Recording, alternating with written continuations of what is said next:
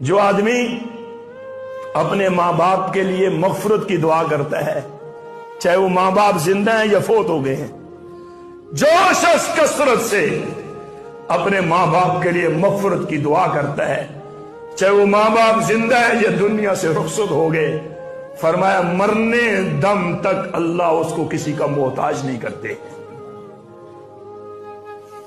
آپ خوش نصیب ہو میرے بھائیوں، آپ کے گھر میں دعائیں دینے والی ماں موجود ہے، دعا دینے والا والد موجود ہے۔ یہ دنیا کی رنگینیاں کچھ بھی نہیں ہے، یہ دنیا کی واہ واہ کچھ بھی نہیں ہے، یہ دنیا وفادار نہیں ہے۔ آپ کے وفادار آپ کی ماں ہے، آپ کا وفادار آپ کا والد ہے۔